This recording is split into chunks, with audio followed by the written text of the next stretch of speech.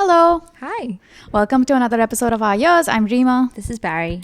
And so, for me personally, work has been a little hectic the last few weeks or months because it's just like a function of what we're doing as an organization. And I think it's going to be hectic for the remainder of the year.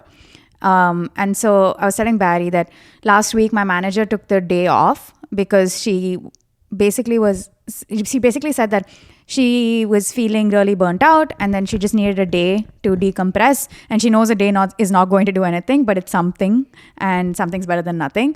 And it was really surprising to me because I feel like a lot of times at work I don't speak up about if I'm feeling pressure or if I'm feeling overworked, because I feel like it's seen as complaining, and I don't really do that. So when she did it, it was like a good reminder to be vulnerable at work and to be authentic and to have the psychological safety to say what you're going through. And I think and then I started talking to Barry about this, and then we've been also talking about what it means to be vulnerable when we date, because there are all these rules about how you have to come across. And so we thought it would be good to discuss like our journey, or where our perception of vulnerability has changed, if at all, and where we are right now. Yeah, I think like vulnerability at work is something that people don't really talk about. I think, like you said, with the perception of potentially maybe people seeing you as incompetent. Yeah, or weak. Yeah, or like weak. If everyone can deal with this pressure, why can't you? Right. And I think it's maybe part of imposter syndrome as well, to some extent, right? And honestly, I also think I started to feel the same. It's only like 2-3 years into my current role that I started feeling like it's okay to talk about me being overworked or me not having enough bandwidth to take on more tasks. Yeah. I feel like at the beginning I think I was a little scared to talk about like me not feeling like I have enough power or enough bandwidth to take on the task. I would just like say okay to everything. Yeah. And to give context, like beginning would be 3 years back, because you've been at this job for 3 years. Right. And so you feel like only maybe like half of that tenure, you feel like you feel safe enough to talk about pressures, or if you're feeling overworked. I don't know if safe is the right word. Maybe it is part of feeling like safe, but I think it's more so feeling like I need to create a reputation for myself, for people to know that I have the capability to complete difficult tasks. I think once I've created, or I felt like people believe that I have the ability to take on a lot of work. Yeah, then you can say I don't want to take it on. Exactly, because they're like, okay, no, it's not because Barry's incompetent. Yeah. It's because she's really overworked. Right. Yeah. How much of this do you think is the fact that we worked or like grew up partly in Asia, and how much of it is partly because this is our first job in America? I think it's a combination of both. Yeah. I think, having grown up in an Asian community, or, well, I guess for me, growing up in Eastern or Western community first, and then I spent a big chunk of my adulthood in Asia. And I think like the surrounding there, or the environment there, doesn't cultivate vulnerability in the workplace, right? Yeah. Or in school, matter of fact. I feel like it's very competitive, and that's why people are just built to take on all these tasks so that they can show they have the abilities to complete everything and anything. Yeah. And the other thing for me is, like, I worked in India, and I feel like even if you said you were overworked, it wasn't taken well, in a sense like, oh, how can we help you not feel like this? I think it was taken as in a bad sense, that, oh, we need workers, or like we need employees who will not complain, or you're so lucky to have this job, like there's so many people who don't have it. And it was like, it's almost like victim shaming, for lack of a better word. Yeah. Even though I wasn't a victim. Yeah. And then having moved here, I think because I came from that culture, I was still trying to test the waters and see what the culture is like here. And so obviously I would first do what I know, which is take on all the work and being a yes man, rather than saying that I don't have enough bandwidth up front. Yeah, which is, I'm really grateful for my manager that she did show her vulnerable side, because it was a good reminder that it's okay to show it. And in fact, nobody thinks less of her, right? So it's nice to like sort of recondition my mind into saying, hey, it's okay if people have an issue and they voice it. It doesn't change how people perceive them as a human, as an employee or any of that, right? So it really shows the value of being vulnerable. And this is not the first time this has happened at work. I feel like even in the beginning, same, I've also been in this company for 3 years. And at the beginning, there was like so much at stake, right? It was my first job in America. It was all my immigration stuff was tied here. So it really felt like I couldn't be bad at my job because a lot of other stuff got affected by it. And so even if I was unhappy with certain projects I was given, or I was just unhappy with anything, I didn't say it out loud because I just didn't. I felt like it would be a catastrophe if I did it. Like if as soon as I vocalized some sort of discomfort, they'd let me go. Yeah. And too much was at stake. But it was such a like overreaction. Right. Just because I say I'm overworked, no one's going to fire me. I think that's the conditioning of being in a different environment before this job, right? Yeah. But I also think it's like a balance of you actually creating a reputation for yourself that you are a hard worker. I think I've seen people in the same workplace where they set those boundaries of, being overworked, and they'll say, I don't have bandwidth for this. But at the same time, they maybe have not created the best reputation for themselves in terms of doing good work in the bandwidth that they have. Right. Yeah. So I think it's a balance. Yeah. Being vulnerable at work, I feel like is really difficult because you have all these things that you want to prove to your employee and your colleagues and stuff, right? Your employer and your colleagues. And so how you be vulnerable at work is really tricky. And earlier in my job, I used to work with this PM, and I thought that he was not very technically savvy, and I judged him. I judged him his whole self. I judged him purely based on like his technical prowess. And so we would work, me and him, we were both PMs, we'd work with like the engineering teams, right? And I feel like I was like surprised that the engineering team, for instance, if they were having like issues with the build and so on, or if they weren't going to meet like their goals for the sprint, they would not come to me, but they'd go to him. And I felt really bad because I feel like I would actually solve the problem. So I feel like I was the more practical person to come to. And I would solve it in the sense because I was more in charge of execution, right? So if there was like other teams they had to work with, I could actually help in that. But my other PM was more strategic. So there was nothing that he could actually help with, like in a more practical sense, right? Even if he wanted to, there was just like nothing he could do. So I was very surprised that they'd go to him and not me. And I spoke to him about this. And I didn't say it in a way that why are they coming to you? Why are they coming to me? But that's what I was going for. But I was more like, hey, how do you build this rapport with them? Because me and this other PM started our jobs together. So it's not like he had like, in fact, I started before him. So it's not like he had like a few days before him. So it's not like he had some like more time than me to build a rapport with these engineers, right? So I was like, how do you do that? And like, why do you think they're coming to you and they're being so vulnerable and honest? And he told me it's because, and he said something that I think about a lot. And it really changed how I work even today. He said that he was vulnerable first. Like he shared with them his fears and his insecurities. And he had the courage to do that. And he said after that, it was almost like it was game changing because they felt like they could share because this person understood. This person was empathetic and they felt safe enough. If this PM felt safe enough to share with them, then they also felt that sense of safety to share. Yeah. And I was like, that's crazy because I'd never thought about the feelings part of being in a workplace like this. Yeah.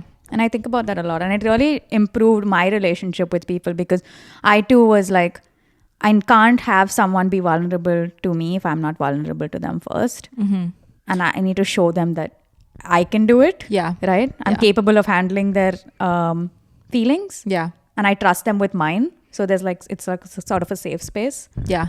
I think like this comes very close to having like emotional intelligence, right? Like I think being able to bring in your emotions and open up to how you feel about situations rather than just focusing on work is really important in the workplace because that builds a connection. And it's interesting because I once dated someone and they were not a very emotional person. And so in conversation, it would just be very short and succinct. And it was interesting because like they never shared a lot about themselves. They kind of just said things matter of factly, right? And Like, how was your day? Good. yeah, That's exactly. it. And Yeah. they don't share anything more. And I think I had this conversation with him saying that, you know, like if you share a little bit more about yourself and reveal a little bit more about yourself, about how your day went, for example, that invites conversation. That invites like a connection, right? And without doing that, you cannot build the connection, because at some point I felt like I couldn't really connect emotionally with him. Because you had nothing to go on. Exactly. Yeah. Because he wasn't sharing anything or revealing anything that is vulnerable or emotional, right? And once he started doing that, or like I was sharing all like these vulnerable things about me and how my day was going, whether it was like good or bad, but he just wasn't doing that. And so we had that conversation, and then after he started doing that, I felt like a closer connection with him. And it was interesting because then like as we were dating, or as we were dating more, I felt like he was the one that wanted to chat about his day more, and he was the one that was trying to invite the conversation by sharing a lot about his day. Yeah. And when I wasn't doing that, he was like, oh, why are you not sharing your day? You know? Yeah. So I definitely think that vulnerability is almost like a key to invite a whole new world of connection and community. Yeah.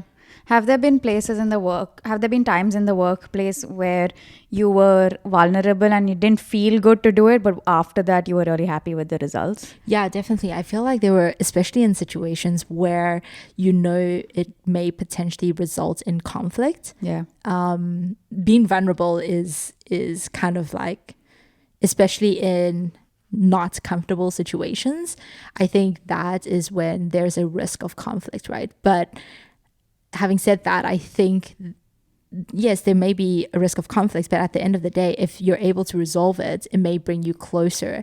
And when it does bring you closer, the collaboration in the work that you do may be enhanced. And I think there was actually a recent situation at work where at first I felt like there was not good collaboration between me and this team. And I was very frustrated because I kept inviting them to, you know, do one-on-ones so that we can chat through things. And I was happy to walk through where the gap in our understanding was, but they never wanted to set up that one-on-one. And so I kind of just left it at that until it got to a situation where, because we didn't have that one-on-one or those one-on-ones, there was a gap in our understanding of what needed to be done on their side versus my side, so that we can work towards the same goal. And so that goal was not met, and it turned out to be a frustration for the entire team. And so that led to me bursting in my frustration, and it kind of led to a little bit of a heated argument. Yeah. But that heated argument was me being vulnerable and showing my emotions, right? And that actually resulted in us becoming closer in the work that we do now and our collaboration, because after having shown my feelings and my frustration about the work and where the gap was, they kind of went back and like reflected and looked at what the gap was, and we closed that gap. And now it's been good, and I think like our collaboration and closeness has just gone better. It sounds very therapeutic. Yeah, I think so. And you do need to be vulnerable, right? And there is a risk of, maybe if they're not self-reflective, it may result in very awkward situations at work. But I'm just glad that it turned out that they are self-reflective and it worked out fine.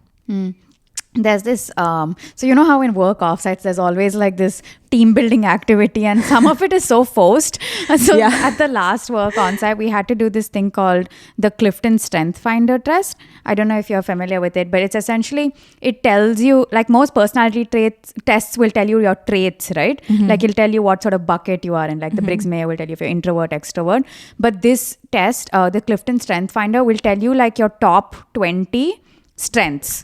So, and then it's really interesting because nobody really talks about strengths at workplace. Right? It's like, okay, you do this well, but that's not an issue. If it works, it works. We need to focus on what your weaknesses are and then improve that, right? But that's the logic. At my last onsite, my manager actually took the strengths of everyone in the room. It was Okay. like a technology and engineering offsite. So she took the top 5 strengths of all the engineers in the room, Okay. and she made them pair with other engineers. And the second engineer had to say how they'd help boost the strength even more. And it was funny because you think like, oh, it's a strength, so it wouldn't be hard to talk about, right, with other people. But I was also doing this exercise. It was really hard for me to talk about even though it's a strength on a personality test, it was hard for me to be vulnerable about why I am the way I am while talking to someone. And so I told one of my strengths is arranger, which means that you like organizing information. And you can't organize information if you don't have information, Yeah, right? right. And so the partner that I had to basically tell them that I feel really incompetent when I don't have information, even though it's a strength of mine. And then they were like, okay, we'll see how we can bring it to you, like how we can make sure you have all the information Right. and not seem like you're constantly asking and following up. Yeah. And so I was like, yeah, that'll be really nice. and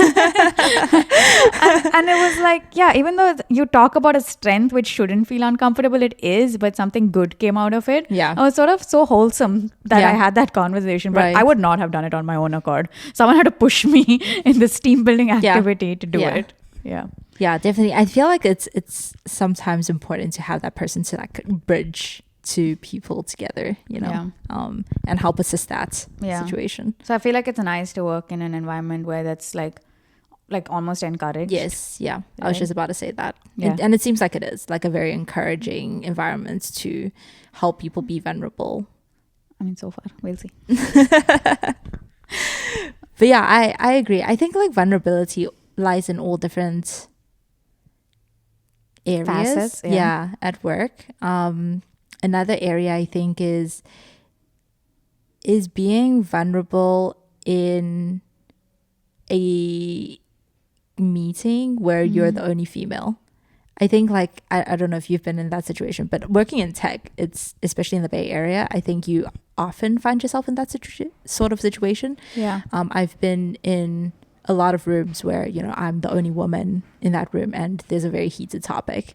It feels uncomfortable speaking your mind in that sort of situation.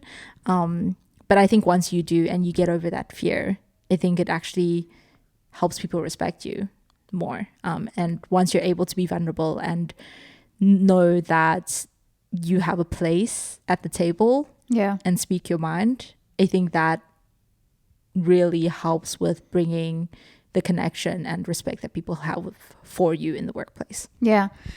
So even in the TED Talk that we watched, for context, we just watched Brene Brown's TED Talk on vulnerability. And she does say that the people who are successful in life are people who are vulnerable. And the people who are vulnerable are people who think that they are worthy of getting what they deserve. Right. And so that was interesting because it's almost like you are creating a safe, like you think you're worth it, and that's why you're willing to be vulnerable, because you know that the output is going to be better than what the current status is, and you deserve it. Yeah. So I thought that was interesting. No, for sure. And I think I can totally relate to that, right? Like once you feel like you're worthy of it, you're more willing to speak about it or put yourself in a vulnerable situation because you know you're worthy of it, right? At least you feel like I've tried because I know that I'm worth it. And if it doesn't work out the way that I wanted to, that's also fun. But at least, you know, I've put myself out there. Yeah. And it's hard to do. It is. It is hard. And especially like being vulnerable, I feel personally for me in my personal life, I feel being vulnerable is hard because I sometimes don't want to be in feeling stage. I just want to be in execution stage. We know this. Yeah. I think you're a vulnerable person, Barry. I think I am. I think I have very deep connections and relationships with my friends, and the reason that they are like very strong, deep relationships is because both parties are able to be vulnerable. I think that's like regardless to like friendships or family or my partner. I think you do have to do that in order to invite them to connect with you on a deeper level, right? I think if it's just all talk about what we're going to eat for dinner or where we're going to go have fun, I don't think that invites them to know you at a deeper level because you're not sharing your fears, you're not sharing things that are personal to you. Yeah. But obviously, I think there's a balance of oversharing versus being vulnerable. Yeah. And that comes across when like you think about dating a lot. Yep. Or in the dating world. Yeah. I think for me, I've sort of gone both directions on like, or both sides on how vulnerable to be. Like I feel like I got bitten once and then I was like, oh, I don't want to be vulnerable because it sucks to be vulnerable and present this like raw, like you're just giving your raw state to someone, and then if it doesn't, if it's not treated with the utmost care and concern and love, then I don't want it. Trauma. Yeah. So I've had to go from like also realizing that you can't have it's like catch-22, right? You want to date to be in like this like deep loving relationship, but you can't get there if you're not vulnerable, and you don't want to be vulnerable because you've been burnt before. So I feel like I'm on a journey. Honestly, I don't think like every day is different. One day I'm like, yeah, I'm going to tell this person all my hopes and dreams, and if they take it well, then they're my person, and it's a litmus test. But other days I'm like, I'm not telling even like I'm not going to work and telling even colleagues I like all my hopes and dreams about everything. Like you like temper it. Yeah. You onboard them. Of course. Yeah. It's slow and steady. So yeah. I think we were talking about, some of our friends were telling us about this book, Why Men Love Bitches, and a lot of it in the book is about how men like women who are self-confident and they have their own life, and they have boundaries and they don't depend on these men a lot. And the first time I asked GPT for the Cliff Notes, it also mentioned something about like don't be too vulnerable, like don't overshare and stuff like that. And I was like, it's a really thin line, oversharing and sharing. Yeah. I think certain areas of the book I do agree with, but like what you said, right? Like not oversharing and stuff. I think that, like you said, there's a fine line. I think you do need to share very personal experiences and thoughts so that you can get to a place that invites them to connect with you. But at the same time, I do agree that you don't want to overshare, right? Yeah. Especially upfront, at least. You do need to pace it so that you can work from like it shouldn't be like a exponential graph. It should be like a slow and steady graph, you know? Say the theory about couples and vulnerability or people who are willing to be vulnerable and what matches there are. Yeah, I was just telling Rima this about like, in my opinion and my observation, is that there are like 3 sets of people in the world. Well, actually 2 sets that actually work. I feel like a lot of couples that really work are couples that are super vulnerable, both parties. Mm-hmm. Yeah. So they like to overshare. No, not they like to share a lot of personal experiences and feelings with their partner, and their partner also receives that and likes to share too. And I feel like those have a very strong connection and bond. So those really work. And then on the opposite spectrum, I feel like couples that don't share or don't talk about their feelings, they also get along really well because they don't feel the pressure of, needing to accommodate the other person's feelings. And so they kind of just live life doing the things they enjoy. At that point, I feel like it's almost just like partnership and doing life with, right? Yeah. And maybe they don't care for such a deep emotional connection. Because they get that from other areas of their life, like other family or friends. Exactly. And that's totally okay. But I feel like these group of people really work. However, I feel like it's very hard to work with one being vulnerable or super vulnerable and the other completely not. I feel like that makes it very difficult, especially because the vulnerable person would like a partner that also receives that, right? So that when they are sharing, they don't feel like a burden. Exactly. They can be empathetic and understanding of their feelings. Yeah. But if the other person is not vulnerable and they don't care about emotions, that makes it very, I think, difficult. I don't think it's impossible, but I feel like a lot of work needs to be put in there. Yeah. And so I think there's only 2 groups of people that really have it easy. And that's 2 being super vulnerable with each other, and then the opposite of not being vulnerable at all. Yeah, that makes sense. But yeah, and I think we're very vulnerable people, and I feel like this is a smaller group. Like these 2 extremes or these buckets that really work, I feel like they're smaller groups. I feel like majority of the world lies in like the girls are very vulnerable and then men are less. And so finding that group or balance makes it hard to work through conflict, I want to say. It's not impossible. You just have to have a lot of communication. Yeah. And I feel like, I don't know, I'm also guilty of this where, because like now I'm depending on apps a lot to meet people or like date. And it's high ROI, right? You do meet a lot of people. Right.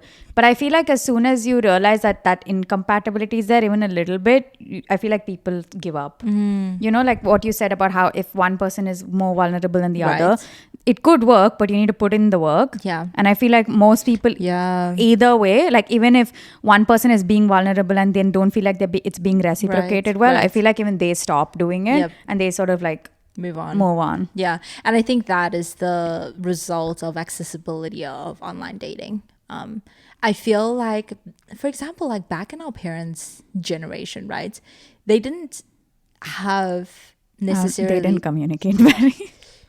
but they worked through problems. That's true. I think I think back in our parents' generation, they were like, they found someone who was like some semblance of what they thought a good partner would be. And then they were just like, we'll work through everything. Yeah.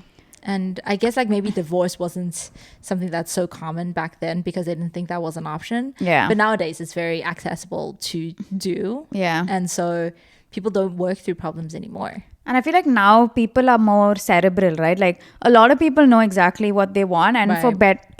again, it has pros and cons because if you just have like a list of what you want in a partner and say if being vulnerable is like a non-negotiable, like that they are vulnerable in front of you and comfortable doing that. If that's a non-negotiable, you're not going to stick around for the other stuff. Yeah. While we're on the topic of dating and vulnerability, I think what makes it difficult and the people that lie in the majority of the bigger bucket is how men tend to be less vulnerable. Yeah. And I don't know, I think this is like a societal expectation where it's not masculine To talk about feelings. to talk about feelings or for men to be vulnerable.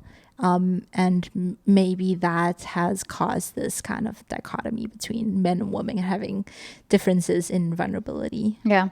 You grew up with a brother. Do you think he's vulnerable? I think compared to some other guys I know, I think he's vulnerable with me. Like he'll tell me his like struggles sometimes. He doesn't always show it, but like I think he does talk about it.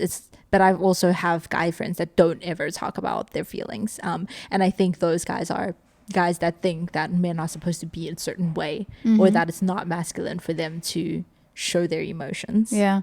I have a guy friend who thinks it's a waste of time to talk about feelings because he's like, what's going to come from it? Like we might as well. And I sort of get it because I also am more focused on like I default to action. So I'd rather do something about it than feel things. Yeah. But I also know the value of talking about it. Right. So I don't know with my guy friend who doesn't talk about it. I wonder if it's a gender thing. Like he's also like he is the firstborn. He has younger siblings, so he has like a lot of like responsibility on his shoulders. And so I feel like he feels like that's a sign of weakness if you talk about it. I think that's true. Firstborn is also another thing where they feel like they can't show vulnerability. Because they feel like they have to protect people or like and they the have to be family. strong. Yeah. And maybe that's the thing. They feel like vulnerability is a sign of weakness. I think so. Yeah. Yeah, which is sad because it's a sign of the opposite, right? I think it takes a lot of courage to be vulnerable. Yeah. In fact, I think for me, at least, one of the most attractive things about a guy that I'm looking for as a partner is them being able to feel their emotions and be vulnerable enough to like share what they're feeling and talk through it with someone. Yeah. Yeah, instead of like bottling it up and holding it in. Because you're in the bucket that talks about it and wants to be vulnerable. That's true. So That's you true. want someone who also gets it. Exactly. And I think it's important, right? Like humans have emotions, and I think it's healthy to talk about your emotions. Yeah. Have you ever been on a date where you thought someone was like too vulnerable and you needed them to rein it in a little bit? I haven't, but I believe you have. I was like, let's open this question up to the room to see if other people have this experience. Yeah, I've been on dates where I felt like I was an unpaid therapist. And this is like the first date almost. Like most of the times it's been the first date. And I'm just like, do these people not have friends? And I don't mean it in like a shaming way. I'm like, do Right. they really not have anyone that they can talk to about some of this stuff? Right. That they depend on a like literally a stranger to talk about this stuff. But do you think maybe that's one of the things that men feel, that they maybe cannot talk to their friends about it because they feel like it's a sign of weakness, and so talking to a stranger about it or a woman about it is better? Easy. I think it is. I think there's something to that. I think it's easier to talk to a stranger Yep. about something that you're going through sometimes than your very close friends. Yeah. Yeah. Because of the judgment that you Exactly. think you'll face. I was Exactly. recently talking to a friend, and she's scared about bringing up something about her relationship to her boyfriend, who is in the relationship with her, because Hence boyfriend. and she's scared of being vulnerable with him because she thinks he'll be put off by it. And so it's easier for her to talk to, say, a friend like me and sort of talk through it instead of her boyfriend. Right. And I think there is, and I think the thing about it boils down to is that you're scared of being judged. Yes. But I think like that's where the whole point of being vulnerable comes in, right? Like, you being vulnerable is you feeling like you're worthy of whatever you're talking about, like as in the TED Talk, that you are okay with being rejected or judged because you believe that you're worthy of that. Like for me, I feel very comfortable being vulnerable with my partner and my closest friends because I feel like I am worthy of being loved regardless of what I'm sharing. And so once I share that and they are not okay with it, or if they decide to not be my friend because of it, then I feel like that's okay because I think I'm worthy of having a friend or a partner that accepts me for that. So that's why I don't feel scared about being vulnerable with the people I'm close with. Were you always like this, or was this like there was a journey that you went on to get here? I think I was always like this. I think like just as a kid, maybe I felt like comfortable and confident about who I am. I think I'm a good person, and I think that I add value to the people in my life, and I feel like I am worthy of being loved. So in that sense, I feel like maybe that has contributed to my willingness to be vulnerable. Yeah. And I think maybe that has been a result of being in a loving environment, I think. And I feel very privileged that I've had that. Obviously, I think for certain people, maybe they didn't have a very loving environment and they had to chase for people's validations. It might be a little harder. I can see that. But yeah, how about you? I feel like growing up, I knew who I could be vulnerable with and who not. And very early in my life, I was like, there are certain groups or certain people that I can be vulnerable with, and something will come out of it, right? It'll be like a positive outcome, or even if it is not positive, if it's painful, it's something good will come out of it. Like our relationship will become better. Yep. And there are people that I know just can't handle it, so like you said, like I'm in the bucket, I just have fun with that. And I'm okay with that. Yep. I feel like I don't need everybody to be sharing their feelings all day, every day. Yep. I'm just like, okay, this is my relationship with you. We will just do this. Yep. And it does not involve being vulnerable. And that's just our friendship or relationship. And that's fine. Yeah. And I think you can decide that, right? Like you can decide if this person is going to be in the bucket of a super deep connected relationship, or if they're going to be in the bucket of we're just going to have fun. Yeah. Acquaintances. Correct. Yeah. So for me, I think the thing about vulnerability is naturally I'm not a confrontational person and I don't like talking about feelings. So I'm more avoidant. And so growing up, I feel like there were people who were like, you can't be like that. Sorry. And then they like would have conversations with me where I had to be vulnerable, and they would like sort of force me to it. Yep. And so then I know that I'll have that relationship with those people, right? But like my first like major relationship I got into, I was very much like an avoidant person. And then I think this person wanted me to be more vulnerable. So I think it's like a journey. The other day, my friend asked me, you know, attachment styles. I'm not sure if you're familiar, but there are all these attachment styles like avoidant attachment, secure attachment. And I don't know what they're talking about. What do you mean? We were the one that spoke about this. No. I spoke to another friend too because she was telling me about her relationship. So it was not you for sure. But she was asking me what style I am. And I was like, I don't think people can be like an absolute way, right? I can't be like I'm like avoidant attachment in all my relationships. I don't think that's a thing. I think I think how you are in a relationship is also a function of the other person. Agree. So there could be I've been in relationships where I've been secure attached, and I've been in relationships where I've been avoidant attached. Yep. So I don't think if I was to put it on my bio, Yeah. I wouldn't be like I'm this type of attachment Yeah. because I don't think that makes sense. It is a function of people. I think it's a function of how the other person makes you feel in the relationship. I feel like it's whether a safe space has been created in the friendship or relationship. Yeah. If there is a safe space, I think there is a higher chance of secure attachment for both parties. Whereas if it's a space where they are maybe inconsistent in how safe they make you feel, then I feel like that would be more prone to maybe anxious or avoidant attachment. Yeah. But I do think like intrinsically people are a certain attachment style. It's just, I think you have a tendency to be a certain attachment style based on trauma or based on past experiences.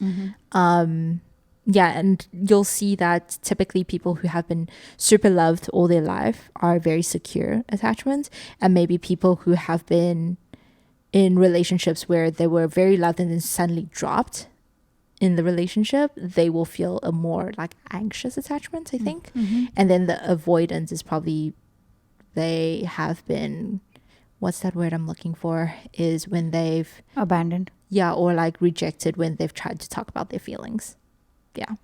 So I think it depends on, the function of the other party in the relationship, but also I think is very highly dependent on the environment. And I think the psychology behind the attachment style is based on the kind of environment that you grew up in. Yeah. But I agree with you. I think it's really dependent. You may react differently in different relationships. Yeah. I think another thing with vulnerability is not only you being vulnerable, right? I think you being vulnerable is also a function of the other, like I think I was just saying, the other person creating a safe space. And I think going back to us talking about like the workplace, I think that when you do create a safe environment for people to talk about their fears or what they're going through, that's when you invite them to be more vulnerable and share what they're going through, and then that kind of helps you with helping them, right? So yeah, I think it's both ways. It's not just you needing one person to be vulnerable. I think the other person needs to play their part in creating a safe environment. Have you been in situations where you thought you couldn't be vulnerable and then you immediately knew you couldn't? And you Yeah, didn't even I think bother? so. I think it's when I try to be vulnerable, and I think I default to being vulnerable, but I think I'm very sensitive and emotional. So as soon as I see their reaction, I think that makes me decide whether this is a topic that I can talk about in the future with the person. Yeah, and like I could have a really good relationship with someone, but certain reactions to topics that I've spoken about may result in me maybe feeling like, okay, that is an area that maybe I don't feel so secure talking about with this person, and that's okay, but that doesn't impact the rest of our relationship or the existing relationship that we have. It's just, that you can't be completely vulnerable with this person in all aspects. That's fair. I feel like different people react differently to different topics. Exactly. Yeah. And a stressor or like a trigger topic is different for different people. Right. I think having spoken about this topic, I think in my mind, right, it's always been vulnerability is a sign of strength over weakness. And it's funny because I think the paradox there is that most people will associate with being weak. Yes.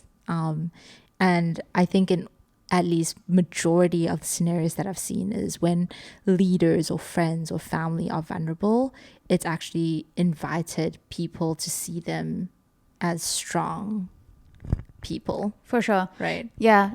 We do this thing at work called a pulse survey. where people across the board, it's an anonymous survey, and it's literally a pulse check, like how are you feeling, where's your head at with all the stuff that's happening. And we do it, I think, every quarter. And my CTO will go through all the responses, and she'll like own up to it, you know. We'll have all hands where she'll be like, this didn't go well and I take responsibility for it, and this is why.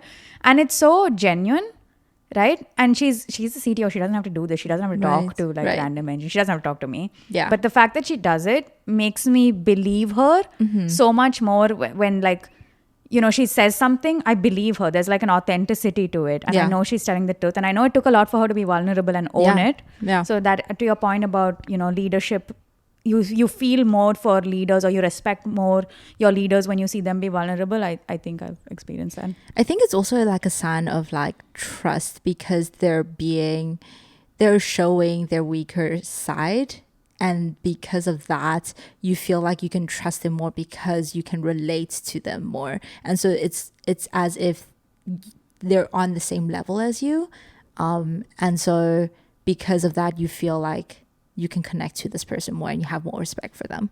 Yeah, so I definitely have seen a lot of leaders who are willing to own up to their mistakes and willing to say sorry. And I think those leaders are the ones who are super successful, because it invites people to feel them and understand them at a deeper level. Yeah. Yeah. There's a reason that command and control style of leadership has gone out the window, right? It's like people have realized that maybe that worked in the 70s and 80s. It's not going to work anymore. Yeah.